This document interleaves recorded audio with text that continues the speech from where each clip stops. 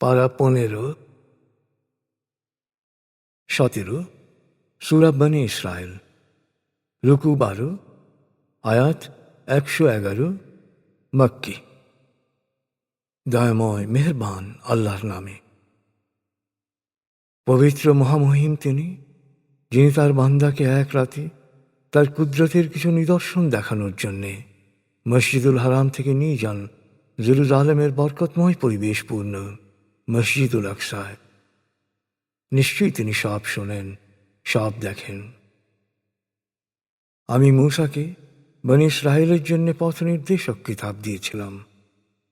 আদেশ করেছিলাম, তোমরা আমাকে ছাড়া অন্য কাউকে তোমাদের ভাগ্য নিয়ন্ত্রক মানিও না। নূহের সাথে আমি যাদেরকে জাহাজে উঠিয়েছিলাম, তোমরা তো তাদেরই উত্তর পুরুষ। আর নূহ তো ছিল আমার একান্ত শুকরগুজার বান্দা। আমি ওহী প্রেরণ করে বনী ইসরায়েলকে জানিয়েছিলাম, নিশ্চয়ই তোমরা দুবার জমিনে বিপর্যয় সৃষ্টি করবে এবং অহংকারে মদমত্ত হবে, আল্লাহর বিধিবিধানকে লঙ্ঘন করবে এবং দুবারই উপযুক্ত শাস্তি পাবে। যখন প্রথম বিপর্যয় কাল উপস্থিত হল, তখন তোমাদের বিরুদ্ধে আমি শক্তিমান রণদক্ষ দাসদের পাঠিয়েছিলাম। ওরা ঘরে ঘরে ঢুকে সব কিছু তছনছ করে দিয়েছিল। আমার সতর্কবাণীর প্রথম অংশ এভাবেই পূর্ণ হল।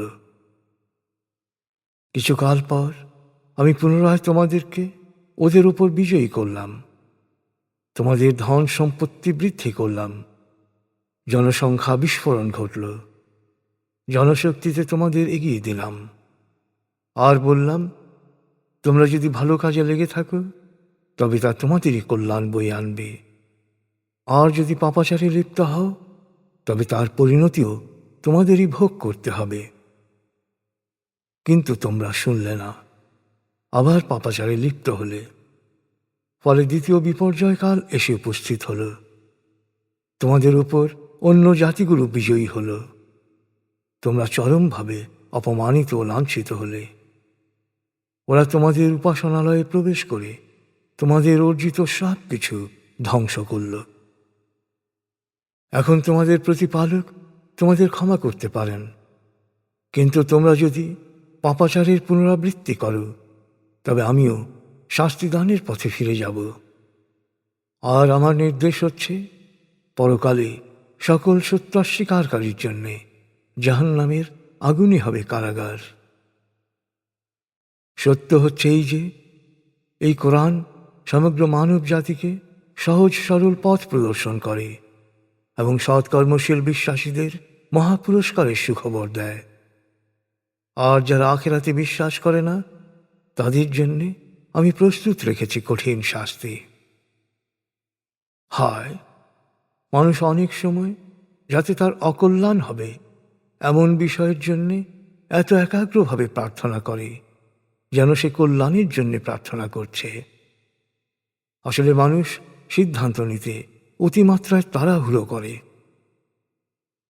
আমি রাত ও দিনকে করেছি আমার কুদরতের দুটি নিদর্শন।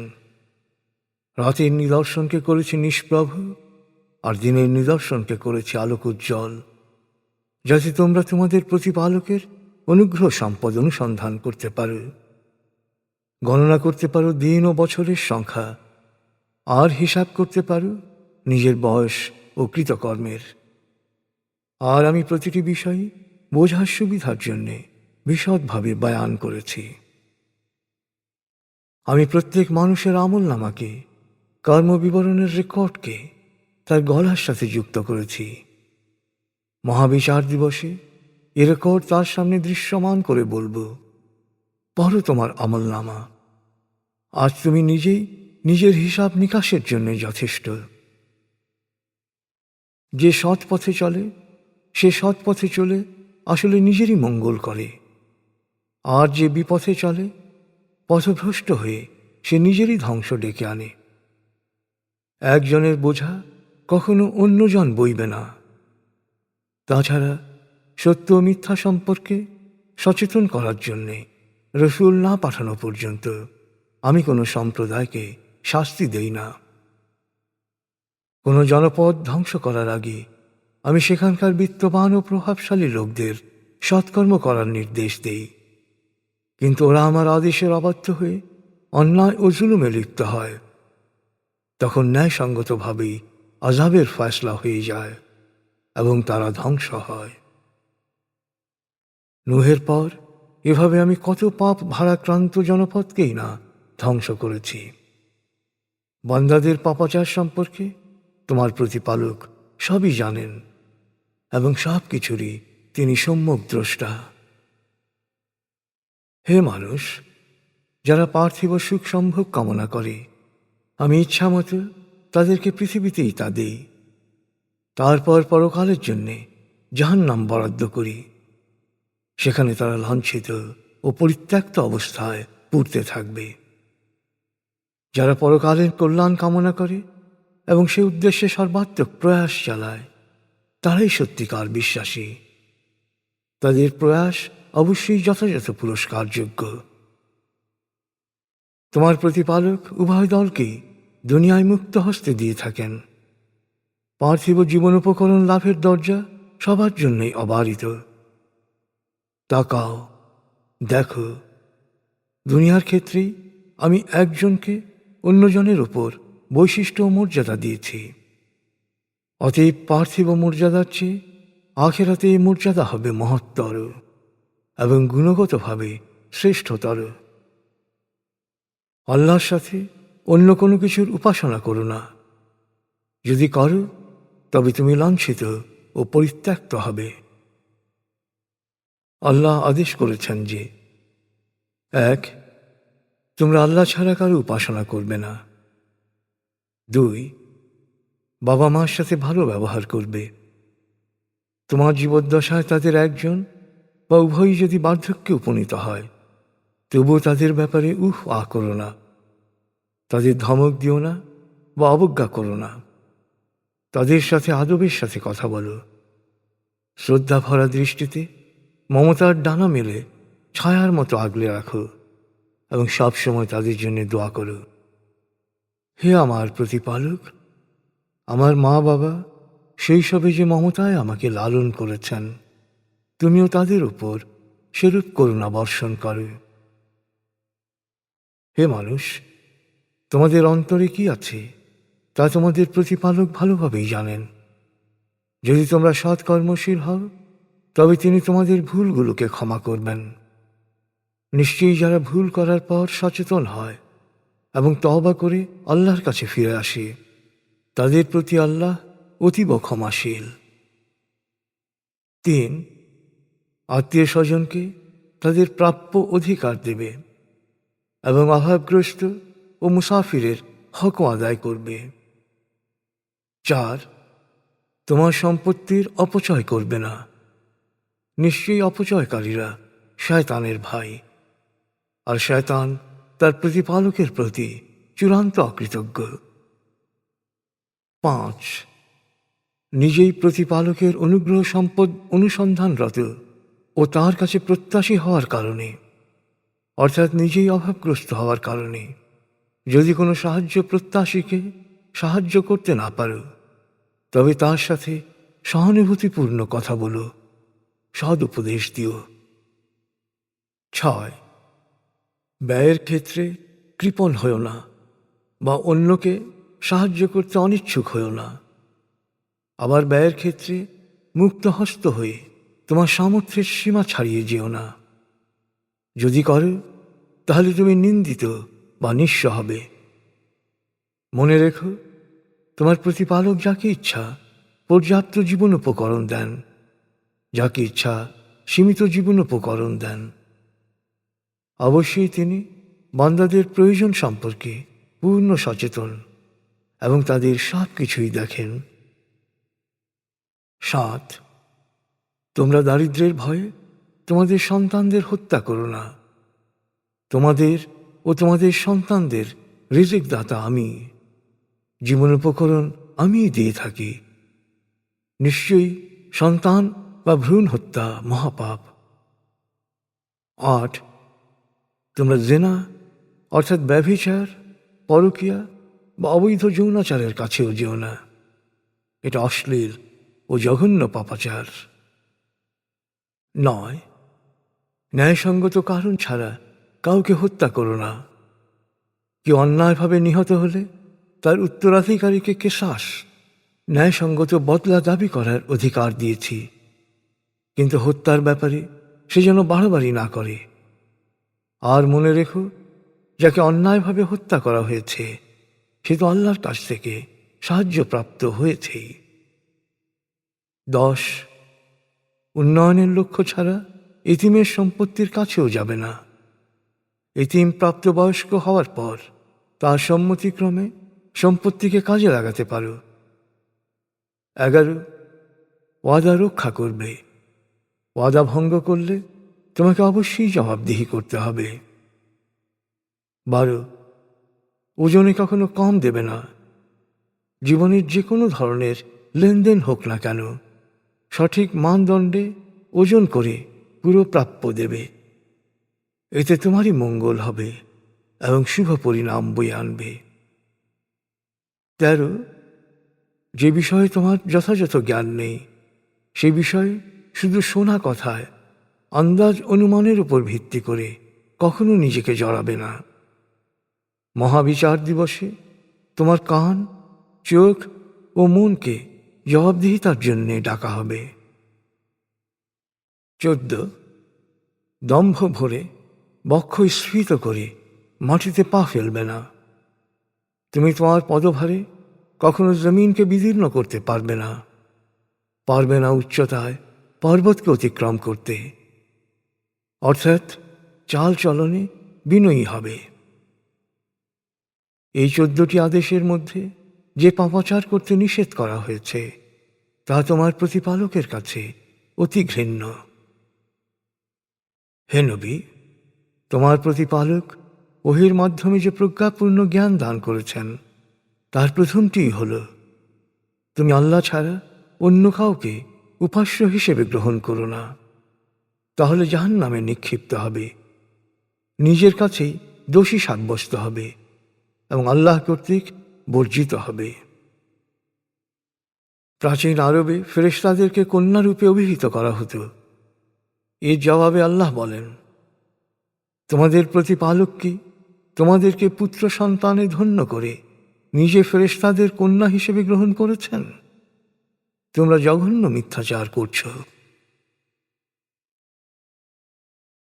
নিশ্চয়ই এই কোরআনে আমি আমার বাণীকে নানাভাবে বারবার উপস্থাপন করেছি, যাতে করে ওরা এর সত্যতা অনুধাবনের চেষ্টা করে। কিন্তু হায়, কার্যত সত্য অস্বীকারীরা সত্য থেকে নিজেদের আরো দূরে নিয়ে গেছে। হে নবী, ওদের বলো, ওদের কিছু মানুষের ধারণা অনুসারে যদি আল্লাহর পাশাপাশি অন্য উপাস্যরাও বাস্তবে থাকত, তবে তারা আরশের অধিপতির আধিপত্য লাভের উপায় অন্বেষণে ব্যস্ত হয়ে উঠত। আল্লাহ পবিত্র, মহামহিম। বুঝতেই পারো যে তিনি এইসব শরিকদারির অনেক অনেক ঊর্ধ্বে। মহাকাশ ও পৃথিবী এবং এর অন্তর্গত সবকিছুই তাঁর পবিত্রতা ও মহিমা ঘোষণা করে। মহাবিশ্বে এমন কিছু নেই যা তার সপ্রশংস পবিত্রতা ও মহিমা ঘোষণা করে না। কিন্তু হে মানুষ, তোমরা তা অনুধাবন করো না। নিশ্চয়ই তিনি অতীব ক্ষমাশীল, পরম সহনশীল। হে নবী, তুমি যখন কোরআন পাঠ করো তখন তোমার ও আখিরাতে অবিশ্বাসীদের মধ্যে এক অদৃশ্য পর্দা ফেলে দেই, ওদের অন্তরে মূর্খতার আস্তর লাগিয়ে দেই, ফলে ওরা কোরআনের উদ্দেশ্য উপলব্ধি করতে পারে না। ওদের শ্রবণ শক্তি রহিত করে দেই, ফলে কোরআন পাঠকালে তুমি যখন তোমার পালনকর্তার একত্বের কথা বর্ণনা করো তখন ওরা অনীহা প্রকাশ করে সত্য থেকে দূরে চলে যায়। যখন ওরা তোমার কথা শোনার জন্যে কান পাতে তখন কেন কান পাতে তা আমি ভালোভাবেই জানি। আরও জানি, গোপন সলা পরামর্শের সময় এ জালেমরা পরস্পরকে বলে, তোমরা তো এক জাদুগ্রস্ত ব্যক্তিকে অনুসরণ করছ। দেখো ওরা তোমার জন্য কি বিশেষণ ব্যবহার করছে। ওরা পথভ্রষ্ট হয়ে গেছে, ওরা সত্য পথ অন্বেষণে অক্ষম। ওরা বলে, যখন আমরা কণা কণা হয়ে মাটিতে মিশে যাব, অস্থি কঙ্কাল ছাড়া আর কিছু থাকবে না, তখনও কি আমাদের নতুনভাবে সৃষ্টি করে উত্থিত করা হবে? হে নবী, ওদের বলো, তোমরা পাথর হও বা লোহা বা এমন কিছু যা তোমাদের ধারণায় সবচেয়ে নির্জীব কঠিন, তারপরও তোমাদেরকে নতুন জীবন দিয়ে পুনরুত্থিত করা হবে। এরপর ওরা জিজ্ঞেস করবে, কে আমাদের পুনরুত্থিত করবে? হে নবী, বলো, তিনি, যিনি তোমাদের প্রথমবার সৃষ্টি করেছিলেন। এরপর ওরা তোমার সামনে মাথা নেড়ে জিজ্ঞেস করবে, তা বুঝলাম, কিন্তু ঘটবে কবে? ওদের বলো, খুব শিগগিরও হতে পারে, যখন তিনি তোমাদের ডাকবেন আর তোমরা তার প্রশংসা করতে করতে সাড়া দেবে। তখন তোমাদের মনে হবে খুব অল্প সময়ে তোমরা পৃথিবীতে কাটিয়েছ। হে নবী, তুমি আমার বিশ্বাসী বান্দাদের বলো, যারা বিশ্বাসী নয় তাদের সাথেও তারা যেন সব সময় ভালো কথা বলে, সুন্দর কথা বলে। নিশ্চয়ই শয়তান মানুষের মধ্যে মন্দ কথা দিয়ে বিবাদ সৃষ্টি করতে চায়। নিশ্চয়ই শয়তান মানুষের প্রকাশ্য দুশমন। তোমাদের প্রতিপালক ভালোভাবেই জানেন তোমরা কি এবং কি পাওয়ার যোগ্য। যদি চান তবে তিনি তোমাদের প্রতি অনুগ্রহ করবেন, এবং যদি চান তবে শাস্তি দেবেন। আর হে নবী, আমি তোমাকে ওদের কর্মের নিয়ন্ত্রক বানিয়ে পাঠাইনি। মহাকাশ ও পৃথিবীতে যারাই আছে তাদের মনের অবস্থা তোমার প্রতিপালক ভালো করেই জানেন। তবে আমি নবীদের কাউকে কাউকে বেশি মর্যাদা দিয়েছি। আমি দাউদকে প্রজ্ঞাপূর্ণ কিতাব জবুর দিয়েছি। হে নবী, ওদের বলো, তোমরা আল্লাহ ছাড়া অন্য যাদেরকে উপাস্য মনে করে উপাসনা করো, তাদেরকে তোমাদের দুঃখ দুর্দশা দূর করার জন্যে ডাকো। তাহলেই দেখবে তারা না তোমাদের দুঃখ দূর করতে পারে, না দুর্দশা লাঘব করতে পারে। তাছাড়া উপকৃত হওয়ার জন্যে ওরা যাদের ডাকে তারা তো নিজেরাই প্রতিপালকের নৈকট্য লাভ করার উপায় অনুসন্ধান করে, তাঁর রহমত প্রত্যাশা করে, তার আযাবকে ভয় করে। নিশ্চয়ই তোমার প্রতিপালকের আযাব ভয়ের বস্তু। মনে রেখো, মহাবিচার দিবসের আগেই আমি সকল জনপদকে ধ্বংস করে দেব, অথবা এর অনেক আগেই অনেক জনপদকে কঠিন আযাবে নিমজ্জিত করব, যদি তারা পাপাচারে ডুবে যায়। এটাই আল্লাহর লিপিবদ্ধ প্রাকৃতিক বিধান। পূর্ববর্তী সত্য অস্বীকারীরা আমার নিদর্শন সমূহকে মিথ্যা মনে করে অমান্য করেছে, আর সাথে সাথে তারা শাস্তির সম্মুখীন হয়েছে। তাই তোমার কাছে এই কিতাব সে ধরনের অলৌকিক নিদর্শন সহ পাঠাইনি। স্মরণ করে, সামুদ সম্প্রদায়ের কাছে স্পষ্ট নিদর্শন স্বরূপ উটনীকে পাঠিয়েছিলাম। ওরা উটনীকে হত্যা করেছিল, পরিণামে ওরা ধরাপৃষ্ঠ থেকে বিলুপ্ত হয়েছে। শুধু সতর্ক সংকেত হিসেবেই আমি অলৌকিক নিদর্শন প্রেরণ করি। স্মরণ করে, হে নবী, আমি তোমাকে বলেছিলাম, নিশ্চয়ই প্রতিটি মানুষ তোমার প্রতিপালকের আওতাধীন। আমি মেরাজে যে দৃশ্য তোমাকে দেখিয়েছি আর কোরআনে উল্লেখিত অভিশপ্ত বৃক্ষ কেবল মানুষের পরীক্ষার জন্যে। কিন্তু হায়, আমি ওদের যতই সতর্ক করি, ওদের অবাধ্যতার মাত্রা যেন ততই বেড়ে যায়, আর পরিণামে ওরা ধ্বংস হয়ে যায়।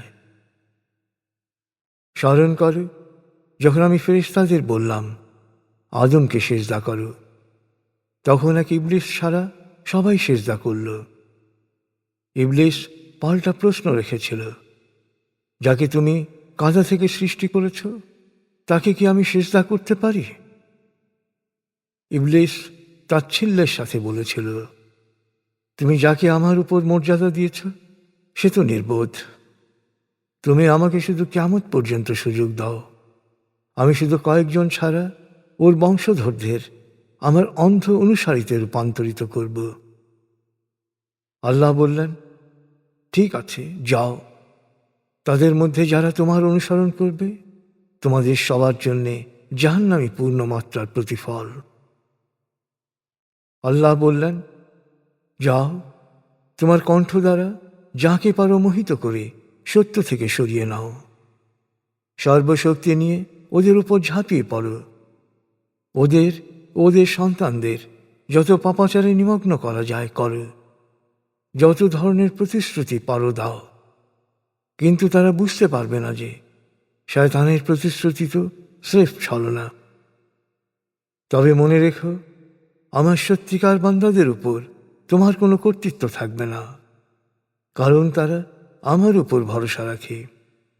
আর তোমার প্রতিপালকের চেয়ে উত্তম ভরসার স্থল আর কে হতে পারে? তোমাদের প্রতিপালক তিনি, যিনি তোমাদের সমুদ্রে জলযান চালানোর সুযোগ দিয়েছেন, যাতে তোমরা তার অনুগ্রহ সম্পদ অনুসন্ধান করতে পারো। নিঃসন্দেহে তিনি তোমাদের প্রতি পরম দয়ালু। সমুদ্রে তোমাদের ওপর বিপদ ঘনীভূত হলে আল্লাহ ছাড়া আর যাদেরকে সাহায্যের জন্য ডাকো, তারা সব হাওয়া হয়ে যায়। এক আল্লাহ ছাড়া তোমাদের রক্ষা করার কেউই থাকে না। কিন্তু যখন তিনি তোমাদের নিরাপদে তীরে পৌঁছে দেন, তখন তোমরা তাকেই ভুলে যাও। আসলে তোমরা বড়ই অকৃতজ্ঞ। তোমরা কি কখনো নিশ্চিত হতে পারো যে আল্লাহ তোমাদের সহ জমিনকে ধসিয়ে দেবেন না, বা প্রলয়ঙ্করী ঝড় পাঠিয়ে সব কিছু তছনছ করে দেবেন না? তখন তোমরা অবশ্যই কোনো রক্ষক পাবে না। তোমরা কিভাবে নিশ্চিত হতে পারো যে তিনি আরেকবার তোমাদের সমুদ্রে নিয়ে ঝড় ঝঞ্ঝায় ফেলবেন না এবং অকৃতজ্ঞতার কারণে তোমাদের সলিল সমাধি ঘটাবেন না? আর তখন তোমরা আমার বিপক্ষে কোনো সাহায্যকারী পাবে না। নিশ্চয়ই আমি আদম সন্তানকে মর্যাদা দান করেছি। আমি তাদেরকে জলে স্থলে চলাচলের বাহন দিয়েছি উত্তম জীবনোপকরণ। আমার অনেক সৃষ্টির ওপর তাদেরকে শ্রেষ্ঠত্ব দিয়েছি। ভাবো সেই দিনের কথা, যেদিন সকল মানুষকে সমবেত করব। জীবনে যা কিছু করেছে তার বিচার করে আমল নামা তৈরি করা হবে। যাদের আমল নামা ডান হাতে দেয়া হবে, তারা তৃপ্তির সাথে তাদের আমল নামা পড়বে। তাদের ওপর সামান্য পরিমাণও অবিচার করা হবে না। দৃষ্টিহীনতার কারণে যারা ইহকালে সৎপথ খুঁজে পায়নি, পরকালেও তারা হবে আরও দৃষ্টিহীন, আরও বেশি পথভ্রষ্ট। হে নবী, তোমার উপর নাজিল হওয়া সত্য থেকে পথভ্রষ্টরা তোমাকে সরিয়ে নেয়ার চূড়ান্ত চেষ্টা করেছিল। তারা চেয়েছিল তুমি আমার নামে এমন কিছু সংযুক্ত করো যা সত্য নয়, তাহলে তারা অবশ্যই তোমাকে বন্ধুরূপে গ্রহণ করত। আমি তোমাকে বিশ্বাসে অবিচল না রাখলে তুমি ওদের প্রতি কিছুটা ঝুঁকে পড়তে, আর তা করলে ইহকাল ও পরকাল উভয়কালেই দ্বিগুণ শাস্তি পেতে। তখন আমার মোকাবেলায় তুমি কাউকে সাহায্যকারী হিসেবে পেতে না। যখন ওরা দেখল যে তোমাকে ওরা সত্য থেকে সরাতে পারবে না, তখন জন্মভূমি থেকে উচ্ছেদ করে দেশ ছাড়া করার চেষ্টা করেছিল। কিন্তু তারা যদি তা করে, তাহলে তুমি ওখান থেকে চলে যাওয়ার পর ওরাও জমিনের উপর বেশি দিন থাকতে পারবে না। এটাই আমার কর্মপ্রণালী। তোমার আগে যাদের রসূল হিসেবে পাঠিয়েছিলাম, তাদের বেলায়ও এই নিয়ম ছিল। তুমি আমার কর্মপ্রক্রিয়ায় কোনো পরিবর্তন পাবে না। সূর্য পশ্চিমে হেলে পড়ার পর রাতের ঘন অন্ধকার পর্যন্ত তুমি নামাজ কায়েম করো, আর ফজরে কোরআন পাঠে বিশেষ মনোযোগী হও, কারণ ফজরের নামাজে কোরআন পাঠের সাক্ষী হয় পবিত্ররা। হে নবী, গভীর রাতে ঘুম থেকে ওঠো এবং তাহাজ্জুদ নামাজ পড়ো। তাহাজ্জুদ তোমার জন্যে নফল। তোমার প্রতিপালক তোমাকে সর্বোচ্চ সম্মানিত স্থান মাকামে মাহমুদে প্রতিষ্ঠিত করবেন। অতএব প্রার্থনা করো, হে আমার প্রতিপালক, তুমি আমাকে যেখানেই নাও সত্য ও কল্যাণের সাথে নাও, আর যেখান থেকেই ফিরিয়ে নাও সত্য ও কল্যাণের সাথে ফিরিয়ে নাও। তোমার কুদরতি শক্তি দিয়ে আমাকে সাহায্য করো। হে নবী, বলো, সত্য সমাগত, মিথ্যা বিতাড়িত, নিশ্চয়ই মিথ্যা বিলুপ্ত হবে। আমি কোরআন নাজিল করেছি, কোরআন বিশ্বাসীদের জন্যে নিরাময় ও রহমত, আর জালেমদের ধ্বংসের পথ প্রশস্ত কারক। প্রায়শই এমন হয়, আমি যখন কাউকে নিয়ামত দান করি তখন সে অহংকারী ও ভোগ বিলাসে লিপ্ত হয়ে আমার কাছ থেকে দূরে সরে যায়। আবার যখন তাকে অনিষ্ট স্পর্শ করে তখন হতাশা তাকে আচ্ছন্ন করতে থাকে। হে নবী, ওদের বলো, প্রতিটি মানুষ নিজ স্বভাব বা প্রকৃতি অনুসারে কাজ করে, আর তোমার প্রতিপালক ভালো করেই জানেন কে সঠিক পথে চলছে। ওরা তোমাকে রূহ সম্পর্কে প্রশ্ন করে। ওদের বলো, রূহ হচ্ছে আল্লাহর হুকুম জাত। তোমরা এর প্রকৃতি বুঝবে না, কারণ এ ব্যাপারে তোমাদের জ্ঞান খুবই সীমিত। হে নবী, আমি ইচ্ছে করলে তোমার কাছে ওহির মাধ্যমে যা পাঠিয়েছি তা অবশ্যই প্রত্যাহার করতে পারতাম, আর তা করলে তুমি এমন কাউকে পেতে না যে সব কিছু আবার ফিরিয়ে দিতে পারে। ওহি প্রত্যাহার না করা এটা তোমার প্রতিপালকের মেহেরবানি। নিশ্চয়ই তোমার প্রতি তোমার প্রতিপালকের অনুগ্রহ অনেক। হে নবী, ওদের বলো, পৃথিবীর সকল মানুষ ও জিন যদি একযোগে সকল শক্তি দিয়ে প্রচেষ্টা চালায় তবু এ কোরআনের মতো আরেকটি কোরআন আনতে পারবে না। নিশ্চয়ই আমি মানব জাতির কল্যাণে প্রয়োজনীয় সকল শিক্ষা বিভিন্ন উদাহরণ ও উপমার মাধ্যমে এই কোরআনে বিশদভাবে বয়ান করেছি।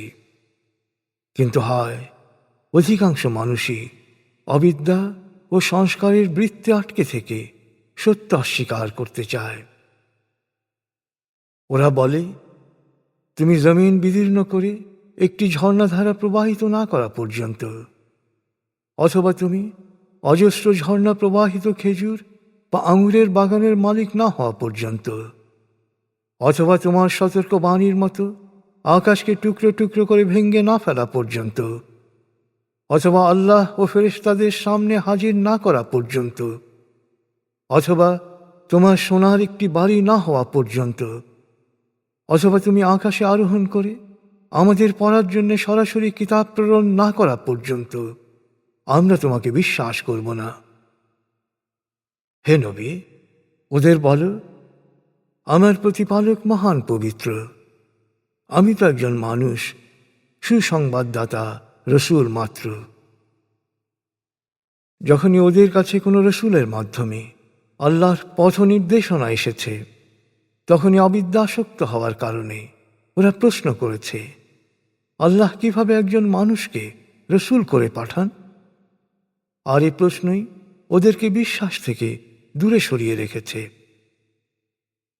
হে নবী, ওদের বলো, যদি ফেরেশতারা তাদের স্বাভাবিক আবাসভূমির মতো পৃথিবীতে চলাফেরা করতে পারত তবে আমি একজন ফেরেশতাকেই ওদের কাছে রসুল হিসেবে পাঠাতাম।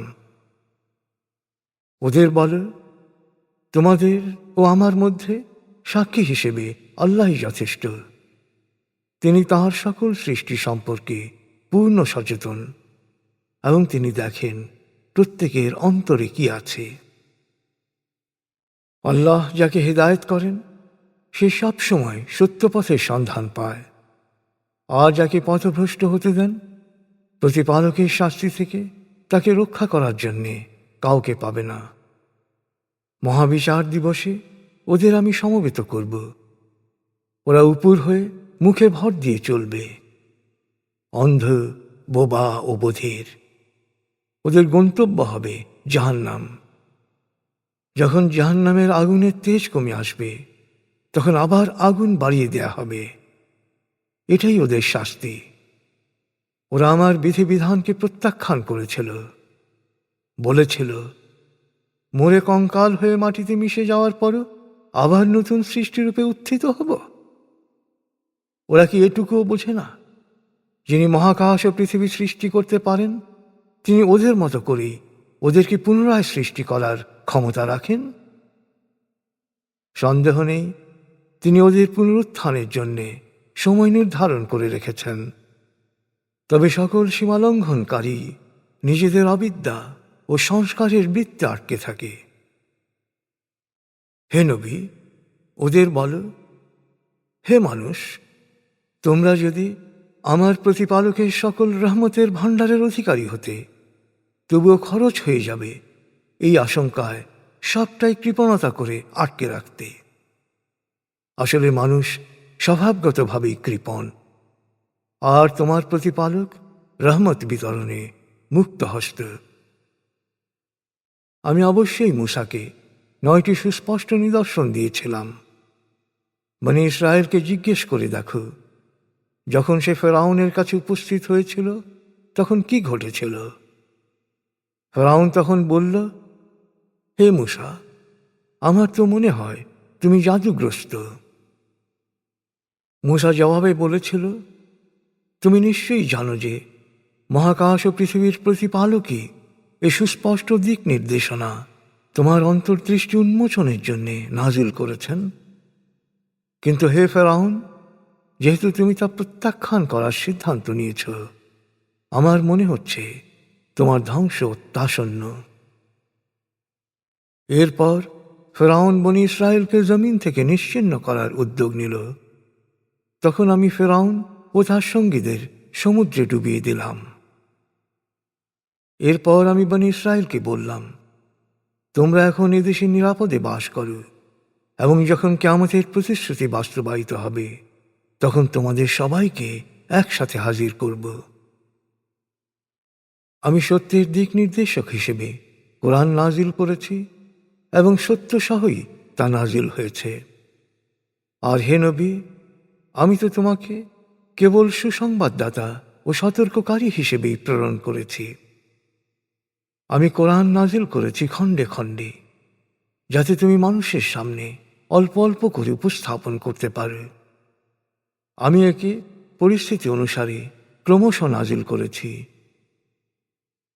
হে নবী, ওদের বলো, তোমরা কোরআন বিশ্বাস করো বা না করো, ইতপূর্বে যাদের এই জ্ঞান দেয়া হয়েছে, তাদের সামনে যখনই এই বাণী শোনানো হয়, তারা সিজদায় লুটিয়ে পড়ে আর বলে, আমাদের প্রতিপালক তো পবিত্র মহান, তার প্রতিশ্রুতি অবশ্যই পূর্ণ হবে। তারা কাঁদতে কাঁদতে মাটিতে লুটিয়ে পড়ে আর আল্লাহ সচেতনতায় আরো বিনয়ী হয়ে ওঠে। এই আয়াতটি সিজদার আয়াত। হে নবী, বলো, তোমরা আল্লাহ নামে ডাকো বা রহমান নামে ডাকো, যে নামেই ডাকো, সকল সুন্দর নামই তো তার। নামাজে কণ্ঠস্বর খুব উঁচু করো না, আবার খুব নিচুও করো না। কণ্ঠস্বরে এ দুয়ের মধ্য পথ অবলম্বন করে। হে নবী, বলো, সকল প্রশংসা আল্লাহর, যিনি কোনো সন্তান গ্রহণ করেননি, তার সার্বভৌমত্বে কোনো শরিক নেই, তার কোনো দুর্বলতা বা অক্ষমতা নেই, ফলে তার কোনো সাহায্যকারীরও প্রয়োজন নেই। অতএব তোমরা সসম্ভ্রমে তাঁর মহিমা ঘোষণা করো।